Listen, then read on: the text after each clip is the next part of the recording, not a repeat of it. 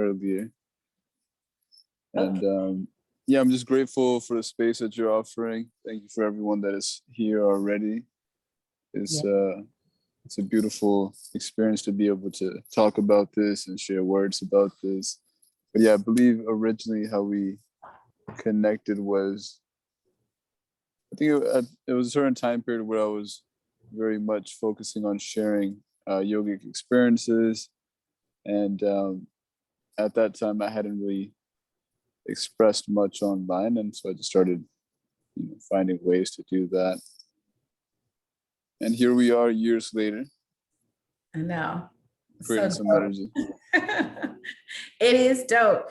It's amazing how you allowed yourself to evolve, because a lot of people don't do that. They feel like they're stuck in one artistry. For me, being a yogi, deeply spiritual, deeply personal, but also I find it all to be an art form of spirituality. Yes, it's your ancestry. But you did not let it define you. I don't think you let a lot of things define you, which is what I love about you. You're like, yeah, don't put me in this box. I need you to chill on that. I do other things as well. So this was amazing. And I really want to dive in with this book. Okay. But I also would be remiss. I would be remiss if I did not acknowledge the beautiful short film, or the film. Is it a short about your grandfather? Yeah.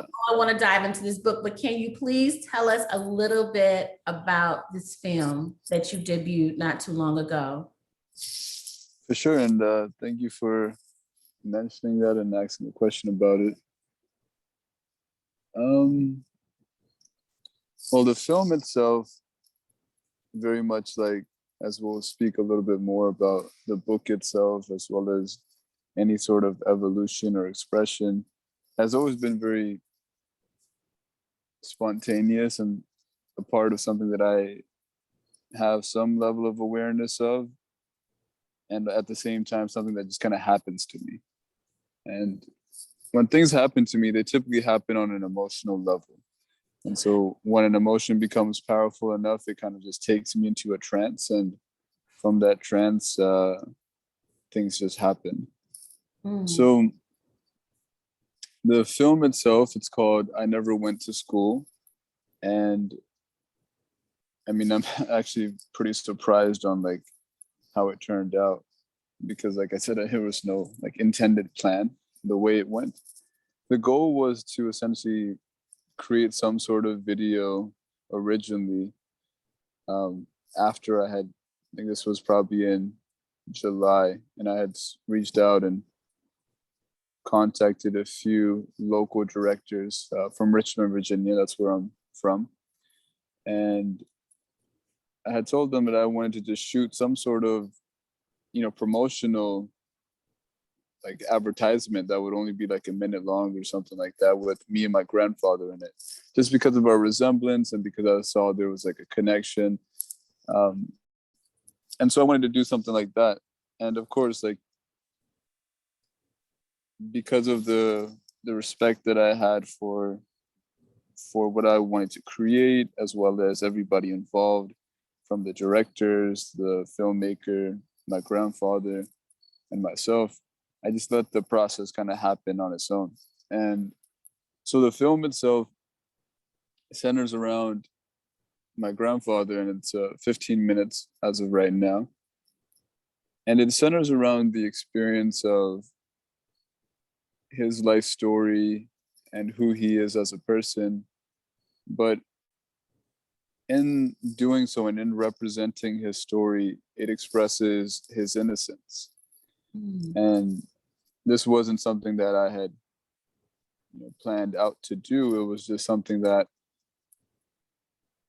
see, what is important to understand just about in regards to the film, is that it is subtitled, because my grandfather doesn't speak English. So it's all in Punjabi with English subtitles. So, my grandfather was a farmer in India, and didn't have he didn't have the opportunity to go to school. That's where like the title I Never Went to School comes from.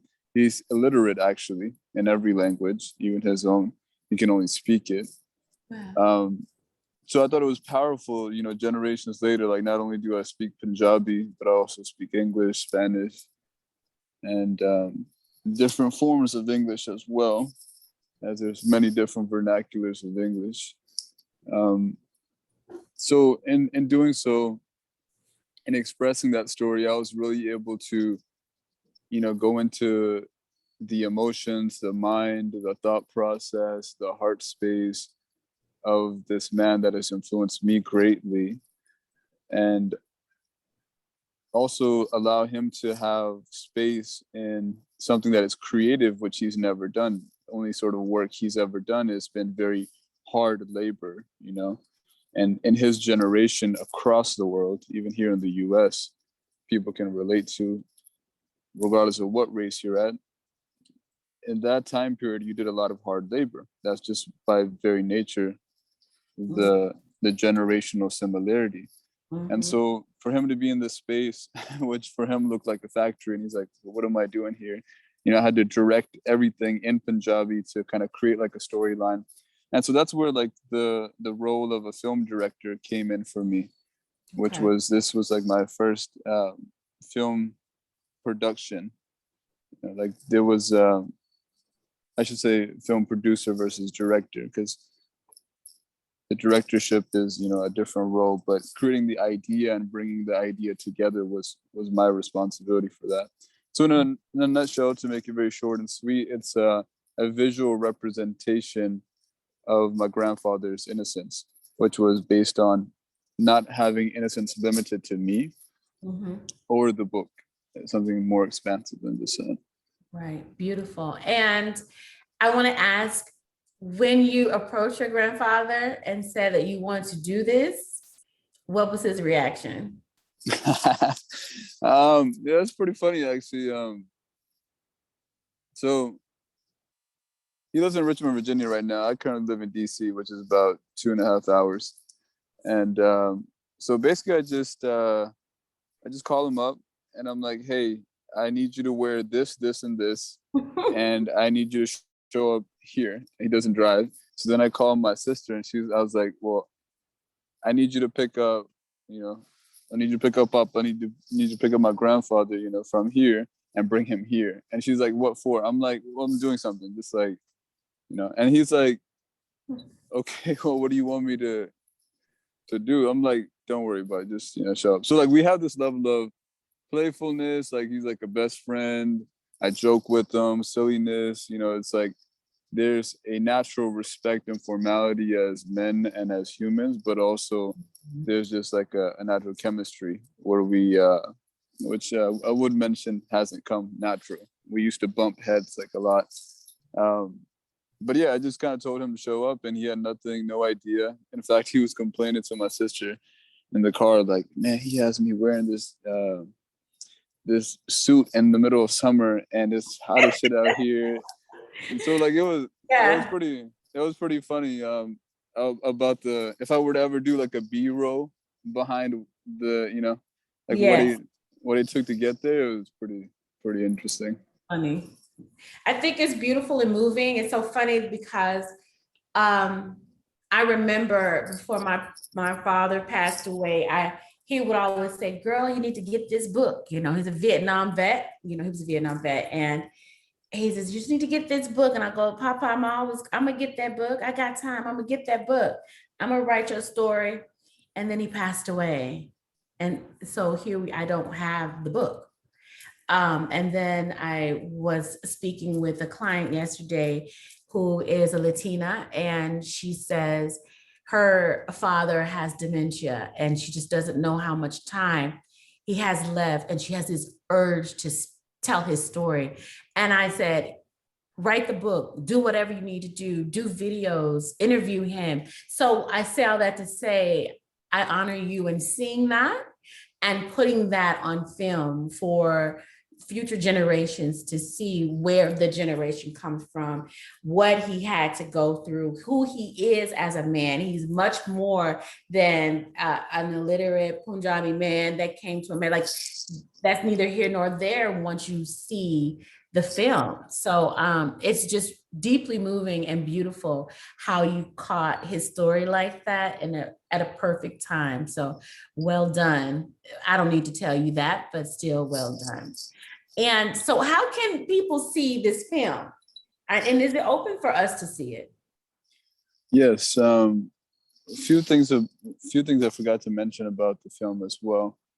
In many ways, Innocence was like a love letter to myself as well as to other humans, but especially to my grandmother that had passed away I over read that. 17 years ago. Yeah. And so she had a big impact on me. So this was, and I wasn't able to essentially create something like that while she was alive. I was able to create other forms of love and care for her, but so this film is a love letter that's directly to my grandfather, like to show him, and also to create the experience for him that is, in the time period that we have, because life is inherently impermanent. Nonetheless, in regards to the film itself, right now what I'm doing is holding it hostage. So and so it won't be available to anybody yet. But the goal with this is submitting it to various different film festivals and the attempt to bring it to bigger screens and bigger audiences, or expanded audiences, I should say. And then slowly with that, I'll begin to announce it and put it out further when it'll become digitally available. Okay.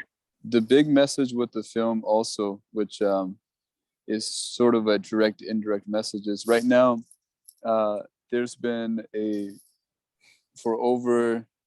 since August, early August, there's been a protest going on in India for farmers' rights, and Punjabi people and Punjabi farmers have been at the head of this. And I wouldn't be here speaking to you today if it wasn't for a farmer and generations of farmers. So the film is also an active protest. It's a protest against the Indian government, or the government that calls themselves Indian. And so it is, in a different way, representing a very straight up protest of we want our rights and we need them now, by representing the fragility of a situation, the vulnerability, and also the resilience of this one particular farmer who happens to be my grandfather. Got it. Okay. Thank you. Thank you so much. So guys, unfortunately, we won't be able to see the film really soon, but we have the book. So we're going to just go over it because I don't want to run out of time. I definitely want to talk about this artwork that you sent to me, right? That touched me, and I didn't think it would. I was telling the viewers here that I read it, but I didn't think it would hit me like it hit me. I know that this was personal for you, but of course, as an artist, that once you put out the artwork, you ain't held responsible for how it touches the viewers or the readers. So I just want to get into it deep. I want to know, so we know, why you wrote it, but can you tell me, and you kind of you really touched on what this book is about, right? But did you learn anything about yourself when you wrote this book? When you wrote, is this a collection of poetry or short stories from a long time ago, and then you just put them together? How did this, maybe the intricate part, how did this book come together? And then the next part of that question is, what did you kind of learn along the way? Yeah, so at this particular time, in April 2020, I had made a decision to stop working for some time. And it also collided with practicing Ramadan, which had started during that month. And so there was no intentionality to do anything or create anything. It was just to be present, feel, just relax, just enjoy life, enjoy what it means to be living, not just working. So that's what I did. I had this apartment that I lived in, but I didn't actually know what it looked like. So I just started chilling and looking up at the ceiling, seeing what the architecture looked like, walking outside early in the morning. So during the month of Ramadan, you're not having food from sundown, sun up, and it gets more specific than that even, but on a generalized aspect, sundown, sun up, So long times of hour where you're stripped, long times of, hours going by, minutes going by, where you're stripped away from all of the things that typically make a human. So you become more etheric, you become naturally more spirit-like, because everything that is within the properties of food doesn't influence your mind, it doesn't influence your body. In fact, like I lost about 15 pounds of muscle during that time frame as well, which is beautiful because it's a surrender. Like, this is these are 15 pounds of muscle that I really worked hard to put onto my body. But then at the same regard, why does it matter? Because the body's temporary, right? So Right. in regards to the experience, like everything was an experience. It was inherently just, some days I was completely crying my eyes out. Some days it was listening to music and feeling the different melodies, the very subtle melodies within the music in different genres, all the way from Punjabi music to trap music to R&B to different forms of Arabic vocals and Arabic music. It was across the board. It was no specific genre. In addition to also me picking up my skateboard again, which used to be a big passion of mine when I from all the way from like 12 to 17. So I started engaging in that heavily again. And so essentially like the experience was what all mattered. It was just me finding a way to be sane in the insanity, like if it's a way to get a glimpse into someone that is in a self-proclaimed mental institution or in a space where they need help, essentially, they need help, they need to connect with themselves, otherwise it will self-destruct or destruct on others, and that would be it. And essentially, so that's what it was for me, was the importance of the only real value of ever creating space for others comes from being able to create it for yourself. And so, radically for me, once I was done kind of like giving all the energy out, whether it was for financial reasons, whether for other, whatever reasons they may be, it was time to turn inward. And so within all of that, what happened was just something very beautiful, like it just hit me on different levels. I in my experience with this particular experience and with a lot of experiences, I think it's necessary to be able to be completely vulnerable and aware of what your emotions are, because eventually the electricity and the energy in emotions leads to this very powerful spiritual state. And that's what ended up happening. Was literally I can't articulate logically something that was illogical, something that people would not be able to, it's not meant to be understood with a logical brain. It's not understood in a typical linear progression or even a cyclical progression of time. So in that experience, once I started coming to it, is where I had, imagine like going into a cathartic state and just like writing.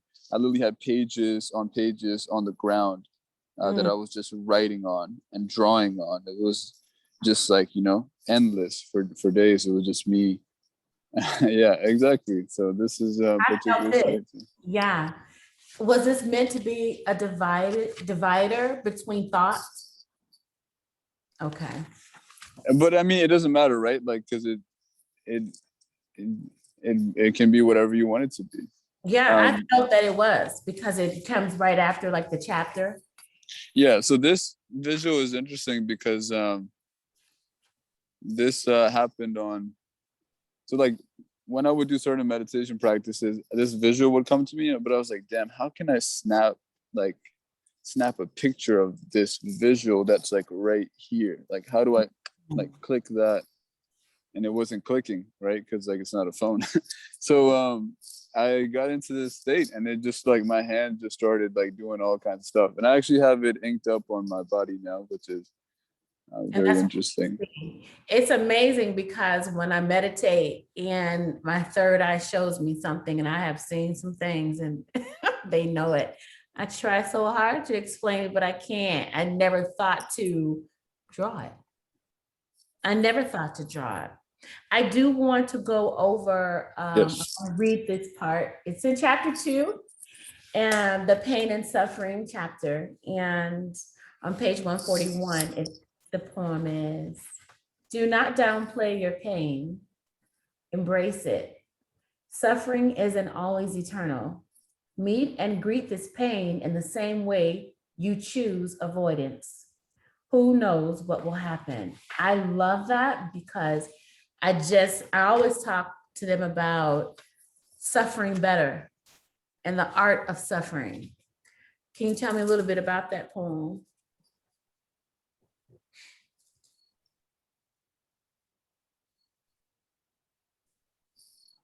I mean, the poem comes from a state of darkness.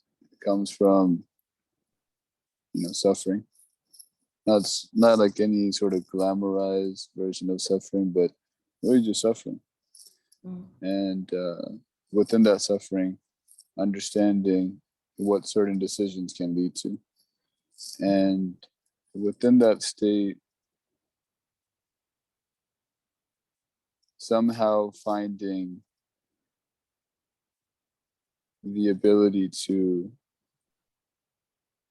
endure all of the suffering. Sometimes suffering is chosen and it's accepted. Sometimes it is not chosen and it's just a part of the world. Mm-hmm. But suffering, it has a very interesting relationship with us as humans. I mean, some people, you can see it within this poem in itself, is that it is inherently darker. Like it is inherently in a space that is darker, especially when you start going into suffering. Suffering is only light when you get out of suffering. Mm. When you're in suffering, you do not get out of suffering. The stages of suffering are very diverse and very different. But writing this comes from someone that has kind of already put the concept of death of one's existence right at the front. So, sometimes how we, like, let's say, for example, we have an itinerary for today, right? Like we have this conversation. I got stuff I'm doing afterwards. You got stuff you're doing afterwards. And we're like racing, just to like do this stuff. But at the end of the day, this physical body is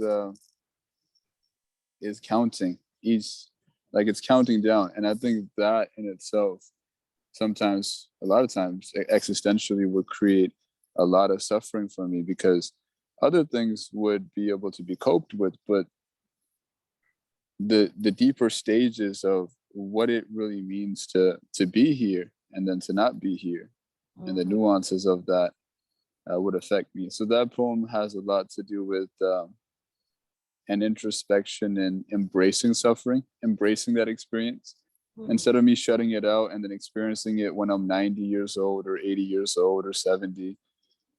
Instead, I want to do it now. Mm-hmm. And you so want to suffer now? Is that what you're saying? I want to embrace the ability to take in suffering for what it is. So embracing it for what it is, not coping with it in unhealthy ways and trying to pack it in somewhere and then it come out on somebody else, or because like inherently, like life is inherently a mixture of suffering, whether you look at it personal, Buddhist, whatever it is. Like, yes, I does tell the the music or the food that makes our soul move is the stuff that has suffering. There's some level of suffering that goes into that art form. Yeah. So. That's true. There is suffering. And I just had this conversation with a friend last night. I said, life is suffering. And they were mortified that I said that. They said, why did you say that? Life is not suffering. I'm not suffering. I love my life. Da, da, da, da, da. I go, but you have suffered. There's suffering all around us. The art is, or the key is to suffer better, not to suffer less, but to accept the suffering in such a way that you still experience the joy the joy that's in you, that you know that perhaps the suffering may be temporary, because impermanence is life as well, right? So the suffering, you got to learn how to suffer better. And that's what I love about, moving into like the philosophy of Buddhism, and they're just putting it out there. Suffering. Hey, you're not going to escape this. You just like you can't escape death, right? And because we all think that death is suffering. And it's only suffering because of those who are left behind, or it's suffering because we can't imagine how this person felt while dying, or that they did not want to die. No one wants to accept that death is a part of life. I mean, we cry when people leave this earth. You're crying because of your own ignorance. You don't know what they experience once they cross over. The deal is you should be crying when somebody is born. Shit, because of the suffering that they're going to experience. It's so much, you're like, oh my God, you coming to this crappy world. But that's just my thought process on it. You're good or bad or right or wrong, whatever.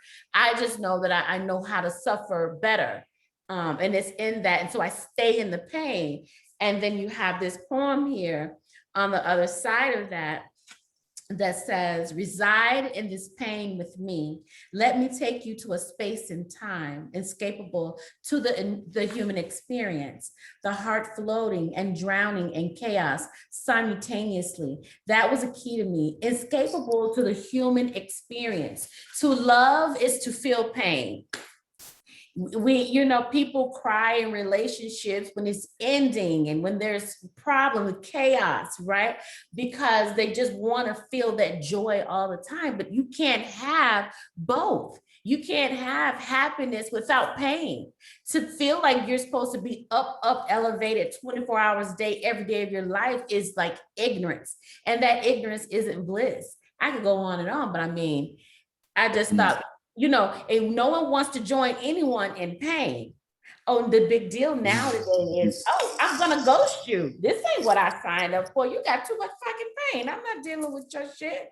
And it's just like, wow, you want me when everything is perfect, but do you not understand that life is suffering? And sometimes I will suffer. Will you leave me when I suffer?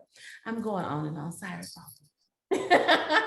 No, you're not. I mean, it's a beautiful expression, and it's important. Because I mean, thing is, it's all about vibes and moods. So it's all about the vibe and mood that you naturally have about yourself or you want to bring into the world. And so, for me, that is like very much the mood. I have different ranges of emotions and experiences I like to share with people. Mm-hmm. But I think one that I enjoy a lot is the ability to allow for a deep state of reflection. And I think that reflection, whether it's, for myself or in doing so for others in silent spaces or in spaces where there's conversation and vulnerability, is to get to the realness of stuff, right? Like people deserve to be real with themselves. People deserve to know actually what's going on. Not like in other people's business, but if you really understand and respect yourself and begin to cultivate a relationship with yourself, you begin to really see things in yourself and others. And so without sharing details about, in regards to this book, but I already have seen a lot of different things. And one of the big parts of, some of the poems and pain and suffering was, I mean, it's not, you can't tell whether it's my poem or whether somebody else is writing, or their experience being influenced. I talk about suicide awareness. Mm-hmm. I talk about how this white representative from American Foundation of Suicide Prevention. Really, I had like a really sort of a very negative experience from this representative, this person who was supposed to be like a head representative of an organization that's honoring people that have passed away through suicide, and the different nuances of like what it means as well. Like not saying that it's right or wrong, because like it's the individual that So nonetheless, so experiences of that nature. Also speaking about human trafficking, speaking about the ongoing sex trade that goes on of children throughout the world, and I mean a number of different things. And essentially, it's like people don't like to have these sort of conversations. They don't like to feel stuck. That's the thing, right? People just want to keep flowing, and it's cool. But like sometimes, like in the poem, you have to like drown in those spaces. And I think the relationship to self, to oneself, inherently gets deeper when we start shining light on the darkness, and we look at like what's going on, what's really, because the thing is like you can, like, it's also cool about being light as well, like just like letting things be very carefree, but sometimes you get triggered in a moment and you don't know why. And for me, I've always been very inquisitive on understanding, whether it's on an emotional level or physical level, like why. I do. I mean, I did see that poem. I mean, it would take us longer than this. I mean, this is a conversation we continuously have. There's questions that I have, of course, but for the sake of time, oh yeah, but the human trafficking poetry really got to me. This is a lot that got to me and hit me in the heart center. It's just a beautiful body of work. So thank you for your blessing and letting us in. You didn't have to, but I'm grateful. And I want to urge everybody to visit the website. Okay, the link is there in the chat. And I want to open the floor now for questions. If anyone has questions, please raise your hand. I said type your question, but ain't nobody type no question. But obviously, I want to, if you could, Baldeep, if you could plug and tell us where we can go get this book, where we can find you, that would be great. Yeah, so the book Innocence is an audiobook, ebook, and a paperback, and you can find it on Amazon. If you type in Innocence and then you type in my first name, if you type in Innocence, it should actually come up, and that should be enough. But you can also type in Innocence with a space and BALDEP, and then my last name, Pooni, POONI. Or you can also visit innocencebydeep.com. So once again, innocencebydeep.com, and there's an order button that you can click on there. You can also see different articles and things of that nature that are on there. You can see a trailer of the film. Yeah, so it's out there. Yes, and follow him, please. He is a breath of fresh air. I love all your pictures. I'm just really grateful to you for taking your time. Thank you so much, so much, so much, so much. Everybody, thank you for visiting. Everybody, go and get the book. It will bless your life. It's beautiful. And it's great. I think it's a perfect coffee table book too. It is cute up in my studio. I ain't gonna lie. It is cute. Well, thank you. You need to get it. I really appreciate it. Thank you so much, Deep, for your time. I want you to have a beautiful and blessed day, and many continued blessings to you. And be well. Thanks everybody for joining me. I want you guys, one last question I have for you, Deep, before you go. I want to know if you can tell us, what are you manifesting this manifestation day, 11/11? What you manifesting?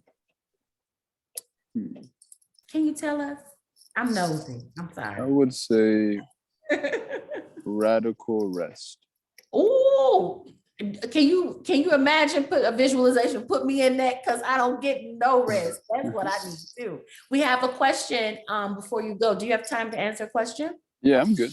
Okay, great. Rose, you can unmute yourself and ask your question. Thank you so much. Thank you for this session. So my question is, I have started on my healing journey. It has been quite an interesting journey. It's been a lot. Thank you to you, ma'am, because you have been part of that. So thank you. But lately I've been feeling very lost. I've been trying to stay on my routine, my daily routine, my meditation, drinking my water, eating better. But I just tend to feel lost. Like, where am I like, what am I going? I don't know. That's the best way I can explain it. I do set intentions when I do my meditation to, ask for clarity, ask, for direction and stuff. But for the most time, I feel lost. Any tips, anything you can suggest, anything, your thoughts on that? Oh, heck yeah. I'm gonna let Deep hit it. And then I'll offer mine. Thank you so much, Rose. Thank you. Yeah, in regards to the feeling of lost, my personal perspective, I don't think we're ever found. So thank you. That's sort of like, even now in this moment, I have a lot of composed, calm, but there's still turmoil. There's still chaos. I'm not going to, express that right now, but also on a practical level, I think what is important is for you to perhaps be spontaneous, do something different. You want to have a mixture of routine, but you also want to have the inherent spontaneity, the fun, the magic of life. So, let like some sort of like childlike energy come into your life a little bit more. Try some things that allow you to just be a little bit more free. So you want to have routine, but part of like whatever it means to be spiritual is to let energy just kind of flow. So have that grounding, let yourself be centered, but also let yourself be spontaneous. I like that. And Rose, if I could add, take a break. You know what I'm saying? There is nothing wrong with taking a break. If you went on my Instagram last night, I took me a break. Okay. I like to get cute every once in a while. I stay grounded. Like, literally, if I had it my way, y'all know I'd live in ashram, and that's my life. But I'm raising a daughter, so I can't do that right now, right? However, there are still parts of me where I allow myself to just be and just do that without guilt, without shame. I curse. I have a glass of wine. I smoke a doobie when I feel like it. Shit, I'm chilling. I cut, I dance. Like you said, I'm spontaneous. I'm free, and I don't want to feel guilty. I don't want to feel shame. And then I know my spirituality is there when I'm ready. Right. And I graciously come back humble. And I pick up and begin again. And I haven't skipped a beat. I don't feel bad for that. I just don't, because I unfortunately, I have to live this human experience where sometimes my brother and I were talking about that earlier. He's on this call, Nathaniel, if he's still here, he's welcome to chime in too. We were talking about that, right? Like, everybody's so throw away the ego, push the ego to the back, push it to, you don't need. But if you're going to live into today's society, excuse my language, you're going to have to allow the ego to come in. You just have to control that ego, right? Just don't let it take over everything. But it's okay to dabble in your ego, but be conscious. Don't let it run amok. It's okay to dabble in and come on back, right? Just be yourself, because who you are is enough. You don't have to put on airs. When it starts to feel like you are resenting your practice, you need a break, because that can happen sometimes. I don't know if you've ever experienced that, Deep, but I have, when I'm just like, that yoga mat, I ain't meditating right now. And then I come back and I'm good. I don't feel like something bad's gonna happen though. Yeah. Okay, I hope that answered your question. Okay. Thank you. Thank you. You're welcome. If no one else has a question, oh, is there a question? Deborah, why y'all be waiting till the last minute to ask these questions? Deep got to go. What?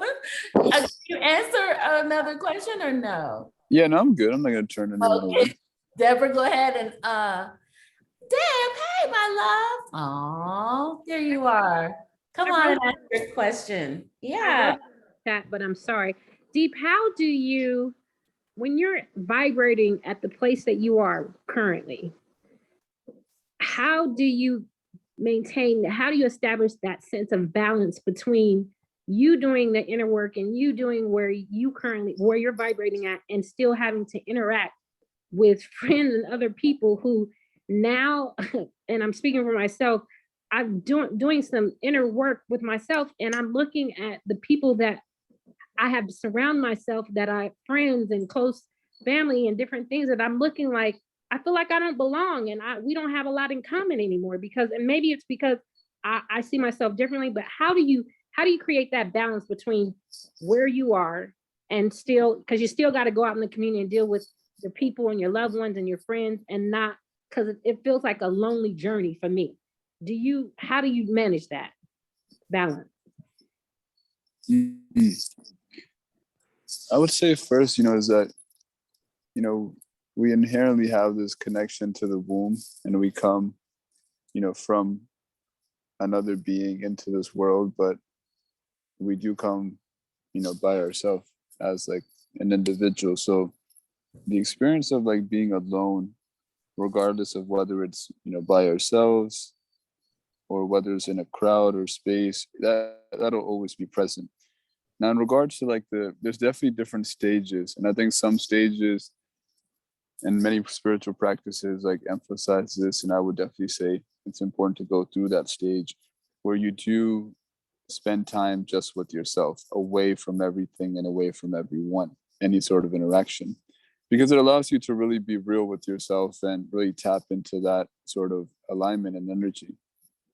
And once you do that, it doesn't matter where you go, because you have created that experience for yourself in the past, and you move that experience into the present. So then the real, test becomes like, can you stay in that space as you begin to change environments?